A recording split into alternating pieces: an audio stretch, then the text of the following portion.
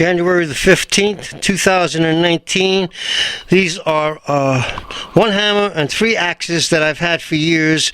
I cleaned them on the wire brush and cleaned them all up with a abrasive wheel on my grinder, and I put new handles on. I was going to make the handles myself, but I got these handles, hardwood, about $2 a piece, so it wasn't worth for me to go and spoke shave any handles. So I put them on, and then I put a tape on it because that gives me a leverage either choked up towards the head of the axe or the hammer, or down for the long stroke at the bottom, and it stops them from slipping. And then I put tape just around where the axe and the hammer head is, because if you miss, you don't hit the wood, you hit the tape, so it saves the handles. Anyway, the next step now is I'm going to try and blue these with the handles on. I'm gonna blue them, and then after I blue them, I'm going to sharpen the blade, and then I'm going to case harden the cutting edges of the axes so that they're hard. Anyway, I'll come back after I do all that work. Have a great day.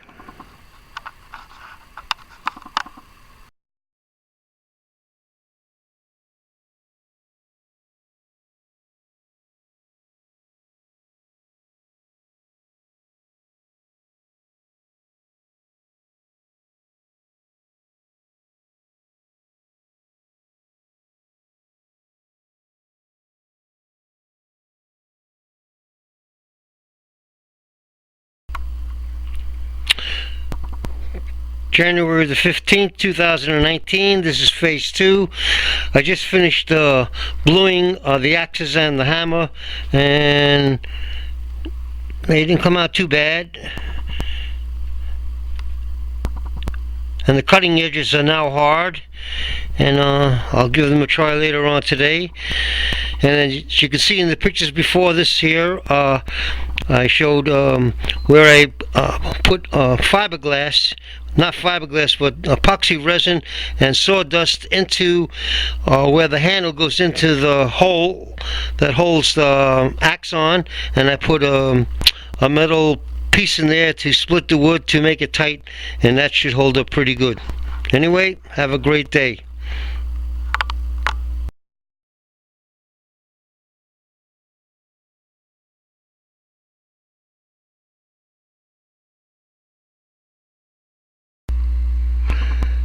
January the 15th, 2019. I guess I'm on a roll. I picked up these other pieces of equipment that I had on my other shelf, and I had started these way back, and that's a pick in the ground, and that was from an old barn somewhere. It was rusted as hell. Cleaned it all up. And the other one's an axe from a fireman's axe. It had a big point on it, and I cut it all down and made it into something like a Viking axe. Anyway, I did spoke shave these handles, and I'm going to clean them up on the bandsaw, and then I'm going to put on a sander, and then I'm going to fit them, and then this is the next restoration. So I'll show you the rest when I get to it. Anyway, have a great day.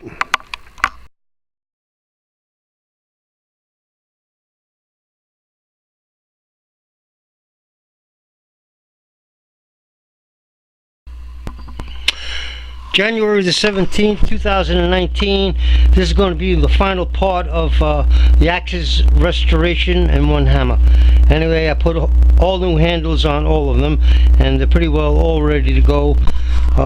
Just a fact here, 4 of the handles on the smaller axes are all new, and the handles on that pick and that looks like a tomahawk axe, which was actually a fireman's axe. I took off the pick on it, and I curved it and ground it and made it into almost a Viking axe.